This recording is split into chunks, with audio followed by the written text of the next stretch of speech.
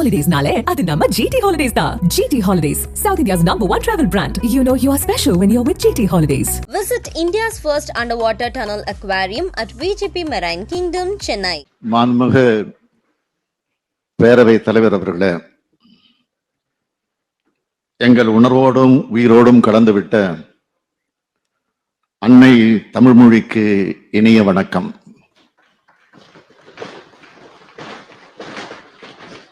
பார்ப்போற்றும் வகையில் மூவேந்தர் கொடிகட்டி ஆண்ட தமிழ்நாட்டுக்கு கம்பீர வணக்கம். இறுதி மூச்சு இருக்கும் வரை சுயமரியாதை சுடவழியாக சுற்றி சுழன்ற பகுத்தறிவு பகலவன் தந்தை பெரியாருக்கு திராவிட வணக்கம். இனம் காக்க 75 ஆண்டுகளுக்கு முன்பு திராவிட முன்னேற்ற கழகம் என்ற மாபெரும் பேரியக்கத்தை உருவாக்கிய பேரறிஞர் பெருந்தகை அறிஞர் அண்ணாவுக்கு அன்பான வணக்கம். 50 ஆண்டு காலம் இயக்கத்தை நடத்தி 5 முறை தமிழ்நாட்டின் முதலமைச்சராக இருந்து நவீன தமிழ்நாட்டை உருவாக்கிய சிற்பி, எங்களை எல்லாம் ஆளாக்கிய தமிழின தலைவர் முத்தமிழறிஞர் கலைஞருக்கு கனிவான வணக்கம். தமிழும் தமிழ்நாடும் தந்தை பெரியாரும் பேரறிஞர் அண்ணாவும் தலைவர் கலைஞரும் தான் எங்களை எந்நாளும் இயக்கிக் கொண்டிருக்கும் இயங்கு சக்திகள். 5ம் நம்மை இயக்கிக் கொண்டிருப்பதால் தான் உற்சாகமாக உயர்ந்து கொண்டிருக்கிறோம். இந்தியாவில் தலைசிறந்த மாநிலம் தமிழ்நாடு என்ற பெருமையை நாம் அடைய இந்த உன்னத தலைவர்கள் போட்டு தந்த வழித்தடம்தான் அதற்கு காரணம். திராவிட மாடல் வழித்தடத்தில் நாம் இயங்கிக் கொண்டிருப்பதால் தான் தமிழ்நாட்டின் வளர்ச்சியை யாராலும் தடுக்க முடியவில்லை, தடுக்கவும் முடியாது. 1000 கைகள் மறைத்து நின்றாலும் ஆதவனை மறைக்க முடியாது. ஒரு காலத்தில் வடக்கு வாழ்கிறது, தெற்கு தேய்கிறது என்று நாமே முழங்கினோம். இன்று தெற்கு வளர்கிறது, வடக்கிற்கும் சேர்த்து தெற்கு. எந்த அளவுக்கு நாம் வளர்ந்துள்ளோம்?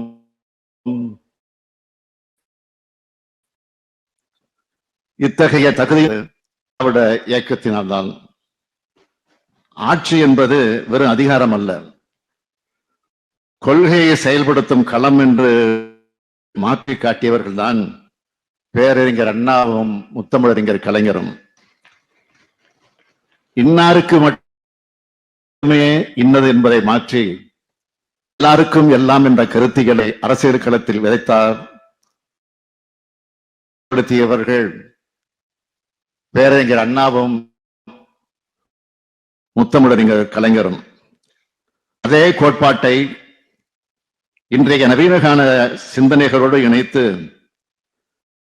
திராவிட மாடல் ஆட்சியை உங்கள் அனைவரது பேராதரவுடன் நான் நடத்தி வருகிறேன். நான் என்றால் தனிப்பட்ட நான் அல்ல, அப்படி எப்போதும் நான் கருதியது இல்லை. முத்துவேல் கருணாநிதி ஸ்டாலின் என்னும் நான் என்று நான் பொறுப்பேற்கும் போது அதை அந்த சொல்லை உச்சரித்த அடியேன் நான் தான். உச்சரிக்க வைத்தவர்கள் கோடிக்கணக்கான வல்லுநர்ப்புகளையும் உள்ளடக்கிய தமிழ்நாட்டு மக்கள். அந்த தமிழ்நாட்டு மக்களுக்காகவே ஒவ்வொரு நாளும் ஒவ்வொரு நொடியும் சிந்தித்து செயல்பட்டு வருகிறேன். என் மனசாட்சிப்படி நான் செயல்பட்டு வருகிறேன். எடுத்துக்கொண்ட பதவி பிரமாண உறுதிமொழிக்கு உண்மையாக நான் ஆட்சி செய்து வருகிறேன். இன்னும் சொன்னால், தந்தை பெரியாரின் வாரிசாக, பேரறிஞர் அண்ணாவின் வாரிசாக இருப்பவர் எப்படி செயல்பட வேண்டுமோ அப்படி செயல்பட்டு வருகிறேன். முத்தமிழறிஞர் கலைஞர் என்று இருந்து ஆட்சி செய்திருந்தால் எப்படி இருக்குமோ அப்படி நான் ஆட்சி நடத்தி வருகிறேன். இதுதான் கலைஞருக்கும் பெருமை, அவர் மகனான இந்த ஸ்டாலினுக்கும் பெருமை என்பதை உணர்ந்தவன் நான். 14 வயதில் தமிழ் கொடி ஏந்தி 95 வயது வரையிலும் அதனை உயர்த்தி பிடித்திருந்த தமிழ்நத் தலைவர் கலைஞருக்கு இது நூற்றாண்டு விழா கொண்டாடும் ஆண்டு. இந்த ஆண்டில் அவரது உயிரினும் மேலான இயக்கமாம் திராவிட முன்னேற்ற கழகம் ஆட்சியில் இருக்கிறது என்பதுதான் எனக்கு கிடைத்த பெருமை. பெருமைமிகு கலைஞரின் நூற்றாண்டில் வியப்புமிகு திராவிட மாடல் ஆட்சி நடைபெற்றுக் கொண்டிருக்கிற சிறப்புமிகு தகுதியால் மகிழ்ச்சிமிகு மனநிலையில் இந்த மாமன்றத்தில் நான் கம்பீரமாக நின்று கொண்டிருக்கிறேன். இத்தகைய நிகழ்ச்சிமிகு ஆண்டின் தொடக்கத்தில் கடந்த 12ஆம் நாளன்று மாண்புமிகு ஆளுநர் உரையுடன் 2024-25ஆம் ஆண்டுக்கான பேரவை நடவடிக்கைகள் தொடங்கியிருக்க வேண்டும். ஆண்டின் தொடக்கத்தில் ஆளுநர் உரையாற்றுவது என்பது சட்டமன்ற மரபு. அரசின் கொள்கை அறிக்கையாக அமைச்சரவை தயாரித்து தருவதை அப்படியே இந்த மன்றத்தில் வாசிக்க வேண்டியது ஆளுநரின் கடமை. ஆனால் ஆளுநர் அவர்கள் தனது அரசியல் நடவடிக்கைகளின் தொடர்ச்சியாகவே இம்மாமன்றத்தை பயன்படுத்திக் கொண்டாரோ என்று கருதும் வகையில் நடந்து கொண்டார். இது எங்களை அல்ல, நூற்றாண்டு பாரம்பரியம் கொண்ட தமிழ்நாடு சட்டமன்றத்தையே அவமானப்படுத்தும் செயல் அல்லவா? கோடிக்கணக்கான தமிழ்நாட்டு மக்களை அலட்சியப்படுத்தும் காரியம் அல்லவா? மக்களாட்சி மாண்புக்கு களங்கம் ஏற்படுத்தும் வகையில் அரசியல் சட்டத்தை மீறி தான் ஏற்றுக்கொண்ட பதவி பிரமாணத்துக்கு மாறாக செயல்படுவதல்வா அல்லவா? எங்களை பொறுத்தவரை இதுபோன்று எத்தனையோ தடைகளை உடைத்து எழுந்து வந்தவர்கள். தடை கற்கள் உண்டென்றால் அதை உடைக்கும் தடந்தோள்கள் உண்டு என்பதை 75 ஆண்டுகளாக மெய்ப்பித்து காட்டி வரும் இயக்கத்தின் தலைமை பொறுப்பில் இருப்பவன் என்ற தகுதியோடு சொல்கிறேன். நான் ஸ்டாலின், அதுவும் முத்துவேல் கருணாநிதி ஸ்டாலின். பாசிசத்தை, எதேச்ச அதிகாரத்தை இந்தியாவில் நெஞ்சுயர்த்தி எதிர்கொண்டு இருக்கும் நாம் இதுபோன்று சிறுபிள்ளை விளையாட்டு செயல்களை பார்த்து பயந்து விட மாட்டோம். போற்றுவோர் போற்றட்டும், புழுதி வாரி தூற்றுவோர் தூற்றட்டும், தொடர்ந்து செல்வேன், எவரவரினும் நில்லேன், அஞ்சேன் என்பதுதான் இவர்களுக்கு நான் சொல்லும் பதில். மாண்புமிகு பேரவை தலைவர் அவர்களே, உழைப்பு உழைப்பு உழைப்பு. தலைவர் கலைஞர் அவர்கள் என்னை பாராட்டினார். எங்களுக்கு இப்படித்தான் உழைக்க கற்றுக் கொடுத்தார். அந்த உழைப்பால் தான் தமிழ்நாட்டுக்கு சிறப்பு சேர்த்து கொண்டிருக்கிறோம். இந்த உயர்வுக்கு காரணமான அவை முன்னவர் அண்ணன் துரைமுருகன் உள்ளிட்ட அமைச்சர் பெருமக்களுக்கும் தலைமைச் செயலாளர் உள்ளிட்ட அனைத்து அரசு துறை செயலாளர்களுக்கும் அரசு ஊழியர்களுக்கும் அலுவலர்களுக்கும் என்ற மனமார்ந்த நன்றியை தெரிவித்துக் கொள்கிறேன். மாண்புமிகு பேரவைத் தலைவர் அவர்களே, என் கையில் முதலமைச்சர் என்ற பொறுப்பு 33 மாதங்கள் ஆகிறது. இவை முன்னேற்ற மாதங்கள், சாதனை மாதங்கள். இந்தியாவின் பொருளாதாரத்துக்கு 9 விழுக்காடு பங்கை தருகிறது தமிழ்நாட்டின் பொருளாதார வளம். இது திராவிட மாடல் ஆட்சியின் முதல் சாதனை. இந்தியாவின் மொத்த உள்நாட்டு உற்பத்தி ஜிடிபி அளவில் தமிழ்நாடு 2வது இடத்தில் இருக்கிறது. இது 2வது சாதனை. ஒட்டுமொத்த இந்தியாவின் வளர்ச்சி 7.24 விழுக்காடாக இருக்கும்போது தமிழ்நாட்டின் வளர்ச்சியானது 8.19 விழுக்காடாக உயர்ந்துள்ளது. இது 3வது சாதனை. இந்திய அளவில் பணவீக்கமானது 6.65 விழுக்காடாக இருக்கும்போது தமிழ்நாட்டில் அது 5.97 விழுக்காடாக குறைந்துள்ளது. இது 4வது சாதனை. ஏற்றுமதி தயார் நிலை குறியீட்டில் இந்தியாவிலேயே முதல் மாநிலமாக தமிழ்நாடு திகழ்கிறது. இது 5வது சாதனை. மின்னணு பொருட்கள் ஏற்றுமதியில் முதலிடம் வகிக்கிறது. இது 6வது சாதனை. தொழில் முதலீட்டுக்கு உகந்த மாநிலமாக 14வது இடத்தில் இருந்த தமிழ்நாட்டை 3வது இடத்திற்கு உயர்த்தி உள்ளோம். இது 7வது சாதனை. கல்வியில் 2வது இடத்திற்கு தமிழ்நாட்டை உயர்த்தியது இந்த ஆட்சியின் 8வது சாதனை. புத்தாக்க தொழில்கள் வரிசையில் தமிழ்நாடு முதலிடத்தில் இருப்பது 9வது சாதனை. இளைஞர்கள், பெண்கள், மாற்றுத்திறனாளிகள், விளிம்பு நிலை மக்கள், ஒடுக்கப்பட்டோர் ஆகியோர் அனைவரும் மகிழ்ச்சி அடைந்து தங்கள் வாழ்க்கை தரம் உயர்ந்து வருவதாக சொல்ல தொடங்கியிருப்பதுதான் திராவிட மாடல் ஆட்சியின் 10வது சாதனை.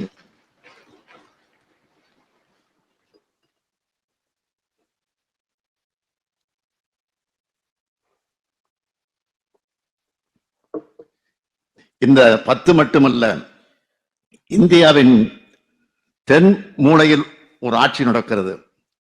அதன் திட்டங்களை தெரிந்து வந்து நம் மாநிலத்தில் செயல்படுத்துங்கள் என்று பல்வேறு மாநிலங்களை சார்ந்த அமைச்சர்களும் அதிகாரிகளும் இங்கு வந்து பார்த்து செல்வதுதான் திராவிட மாடல் ஆட்சியின் வரலாற்று சாதனை. இப்படி இன்று முழுவதும் என்னால் பட்டியலிட்டுக் கொண்டே இருக்க முடியும். ஆனால் நேரம் போதாது. இந்த சாதனைகளுக்கெல்லாம் மகுடம் சுட்டுவது போல் ஒரு சாதனை இருக்கிறது. அதுதான் மிக மிக முக்கியமானது.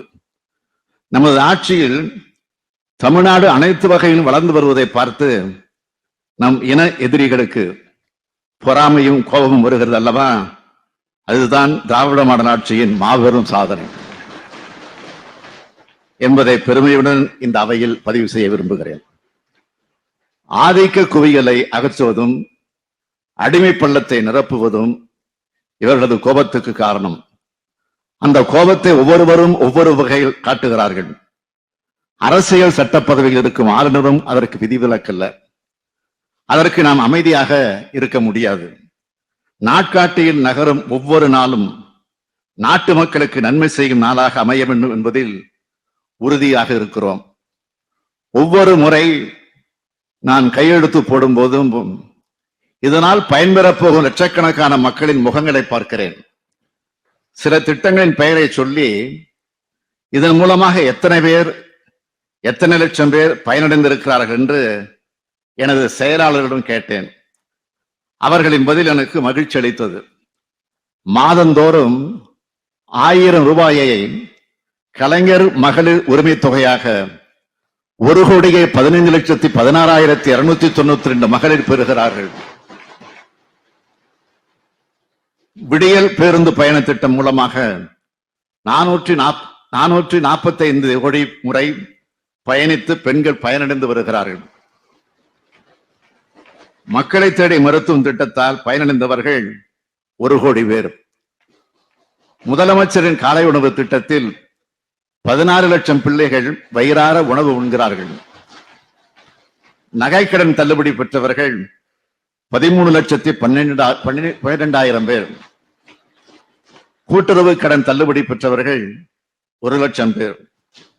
மூவலூர் ராமாமிர்தம்மையார் புதுமை பெண் திட்டப்படி 2 ஆண்டுகளுக்கு 4,81,075 மாணவிகள் மாதந்தோறும் 1000 ரூபாய் பெறுகிறார்கள்.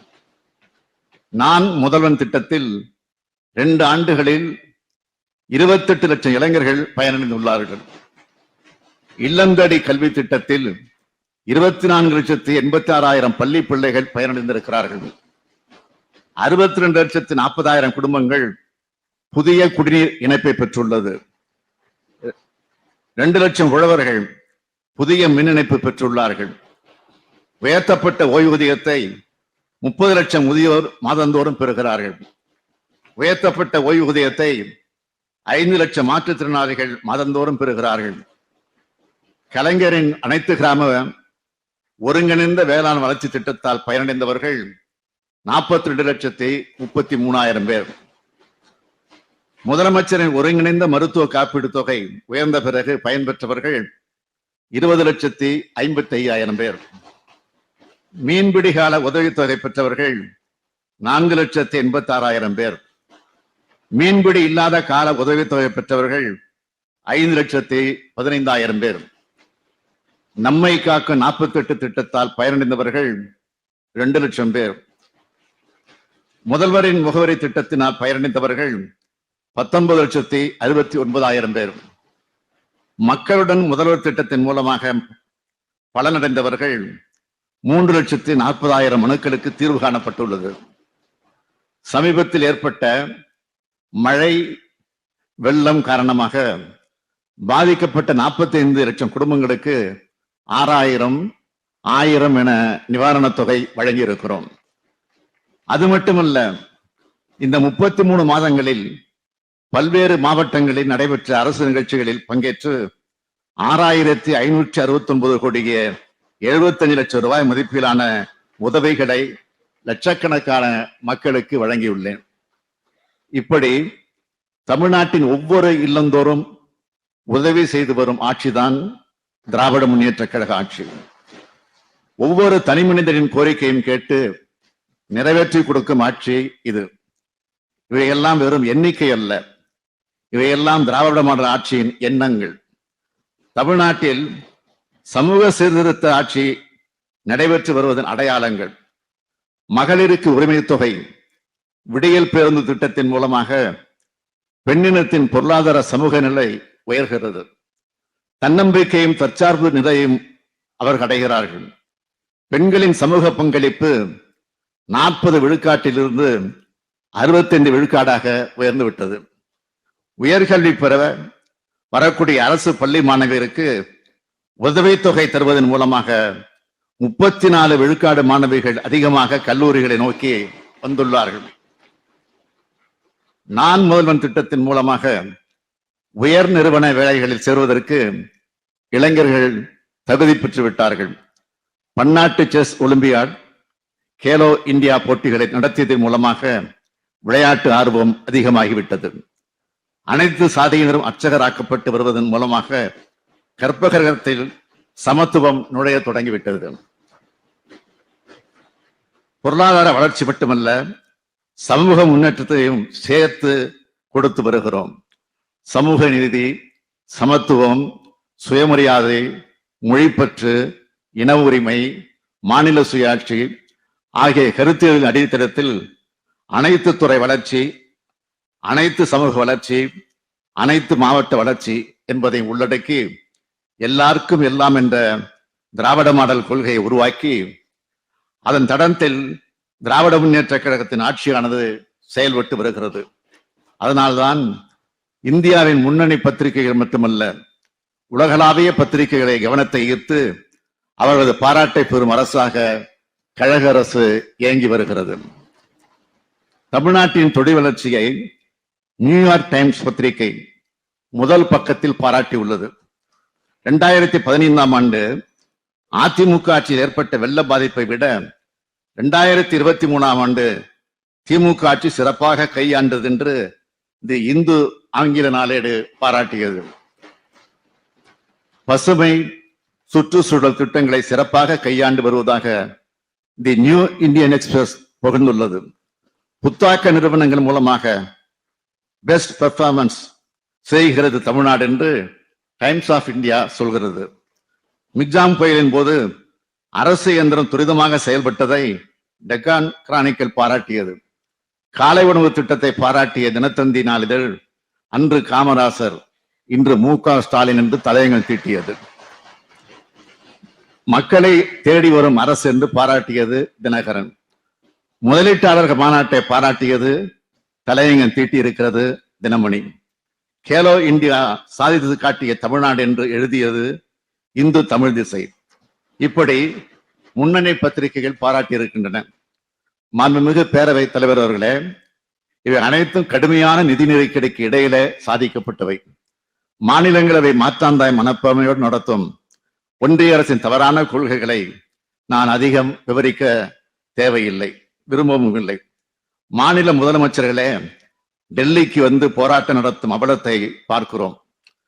நாம் 2 பெரிய இயற்கை பேரிடரை சந்தித்தோம். அதற்கு கூட நிவாரணத் தொகை தரவில்லை.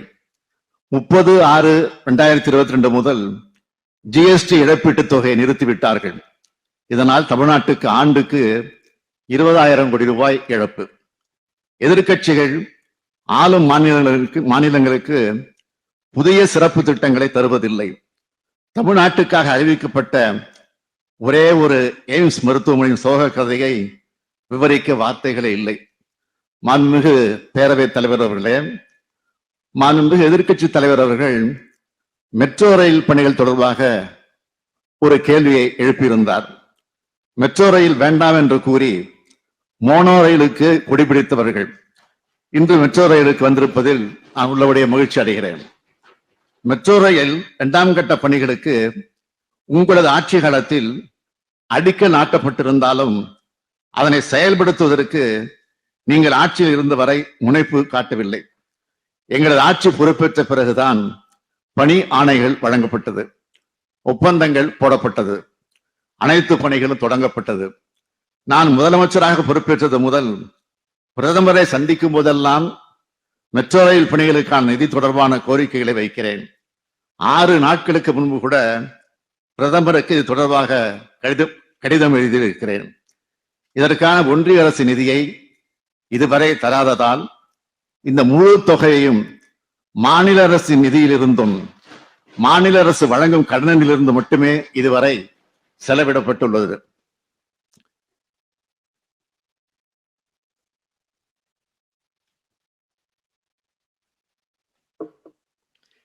இதுநாள் வரையில் பாஜகவோட கூட்டணியில் இருந்தபோது பேசாமல் இருந்த எதிர்க்கட்சி தலைவர் அவர்கள் இப்பொழுதாவது பேசுகிறாரே என்ற அளவில் ஆறுதல் தருகிறது. இப்போது ஒன்றும் குறைந்து விடவில்லை. மாண்புமிகு எதிர்க்கட்சி தலைவர் அவர்கள் எங்களோடு இணைந்து ஒன்றிய அரசிடம் நிதி பெற குரல் கொடுக்க வேண்டும் என தங்கள் வாயிலாக நான் கேட்டுக்கொள்கிறேன். மாண்புமிகு பேரவைத் தலைவர் அவர்களே, அதேபோல் நேற்றைய தினம் எதிர்க்கட்சி தலைவர் அவர்கள் பேசும்போது உங்கள் தொகுதியில் முதலமைச்சர் திட்டத்தின் கீழ் அரசாணை வெளியிடப்பட்டதா, நிதி ஒதுக்கீடு செய்யப்பட்டதா என்ற விவரங்களை கேட்டிருக்கிறார்கள். சட்டமன்ற உறுப்பினர்கள் அவர்களது தொகுதியில் நீண்ட காலமாக நிறைவேற்றப்படாத 10 முக்கிய கோரிக்கைகளை அந்தந்த மாவட்ட ஆட்சித்தலைவரிடம் அனுப்பி வைக்குமாறு நான் கடந்த 22/8/2022 அன்று சட்டமன்ற உறுப்பினர்களுக்கு எழுதிய கடிதத்தில் கேட்டுக்கொண்டேன். அதன் அடிப்படையில் பெறப்பட்ட பணிகள் 7/10/2023 அன்று எனது தலைமையில் நடைபெற்ற உயர்நிலை குழு கூட்டத்தில் தேர்வு செய்யப்பட்டது. நடப்பாண்டில் 234 சட்டமன்ற தொகுதிகளில் 797 பணிகள் 11,132 கோடி ரூபாய் மதிப்பீட்டில் செயல்படுத்த அனுமதி வழங்கப்பட்டு அதில் 582 பணிகளுக்கு உரிய அரசாணைகள் வெளியிடப்பட்டுள்ளது. அவற்றில் 63 பணிகள் நிறைவேற்றப்பட்டுள்ளன. மீதமுள்ள பணிகள் நடைபெற்று வருகின்றன. மேலும் உள்ள பணிகளுக்கு உரிய ஆணைகள் வழங்க தொடர் நடவடிக்கை எடுக்கப்பட்டு வருகிறது. மாண்புமிகு எதிர்க்கட்சி தலைவர் அவர்கள் இத்திட்டத்தின் கீழ் அளித்திருக்கக்கூடிய அவர் தொகுதியின் கோரிக்கைகளில் 5 கோரிக்கைகள் நடப்பாண்டில் எடுத்துக் கொள்ளப்பட்டு அவற்றில் 3க்கு உரிய ஆணைகள் வெளியிடப்பட்டு அதில் ஒரு பணி முடிக்கப்பட்டுள்ளது. 2 பணிகள் தற்போது நடைபெற்று வருகிறது. மீதமுள்ள 2 பணிகளுக்கு அரசாணை வழங்க நடவடிக்கை எடுக்கப்பட்டு வருகிறது. எனவே இந்த அரசு சொல்வதைத்தான் செய்யும், செய்வதைத்தான் சொல்லும் என்பதனை மாண்புமிகு பேரவைத் தலைவர் வாயிலாக எதிர்க்கட்சி தலைவருக்கு தெரிவித்துக் கொள்ள விரும்புகிறேன்.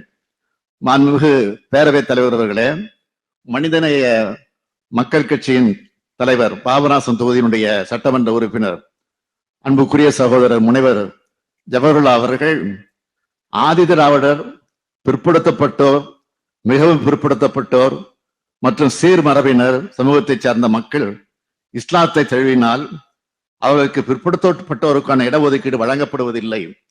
இந்த முரண்பாட்டை உடனடியாக களைய வேண்டும் என ஒரு நீண்டகால கோரிக்கையை முன்வைத்திருக்கிறார். சமுதாயத்தின் அடித்தளத்தில் உள்ள ஆதி திராவிடர், பிற்படுத்தப்பட்ட, மிக பிற்படுத்தப்பட்ட, சீர்மரபினர் மற்றும் சிறுபான்மையின சமூகத்தினர் சமூக கல்வி மற்றும் பொருளாதார நிலைகளில் மேம்பாடு அடைவதற்கு தேவையான பல்வேறு நலத்திட்டங்களையும் ஒடுக்கப்பட்ட நலிவடைந்த சிறுபான்மையின மக்களின் நலன்களில் என்றென்றும் பாதுகாத்து வரும் இந்த அரசு பேராசிரியர் திரு ஜவஹர்லா அவர்களின் கோரிக்கையை கனிவுடன் பரிசீலனை செய்து சட்ட வல்லுநரோடு கலந்து ஆலோசித்து ஆவண செய்யப்படும் என்பதையும் மாண்புமிகு பேரவைத் தலைவர் வாயிலாக இந்த அவைக்கு தெரிவித்துக் கொள்ள விரும்புகிறேன். மாண்புமிகு பேரவைத் தலைவர் அவர்களே, இந்த பதிலுரையில் முக்கியமான ஒரு அறிவிப்பையும் இம்மாமண்டலத்தில் வெளியிடுவதில் மகிழ்ச்சி அடைகிறேன். கிராமப்புற விளிம்பு நிலை மக்களின் கோரிக்கை ஏற்று கடந்த 2001ஆம் ஆண்டிற்கு முன் பல்வேறு அரசு திட்டங்களின் மூலம் கட்டப்பட்ட ஏறத்தாழ 2,50,000 வீடுகளை அடுத்த 2 ஆண்டுகளில் பழுது பார்க்கவும் புனரமைக்கவும் 2,000 கோடி ரூபாய் செலவில் பணிகள் மேற்கொள்ளப்படும். மாண்புமிகு பேரவைத் தலைவர் அவர்களே, கடந்த 2 நாட்களில் மொத்தம் 15 உறுப்பினர்கள் பேசியிருக்கிறார்கள். ஆளுநர் உரைக்கு நன்றி தெரிவிக்கும் தீர்மானத்தின் மீது 8 உறுப்பினர்கள் 68 திருத்தங்களை அளித்துள்ளார்கள். இந்த அரசுக்கு உதவும் வகையில் பல்வேறு ஆக்கப்பூர்வமான ஆலோசனைகளையும் விமர்சனங்களையும் தெரிவித்திருக்கிறார்கள். தங்கள் தொகுதிக்கான கோரிக்கைகளையும் முன்வைத்திருக்கிறார்கள்.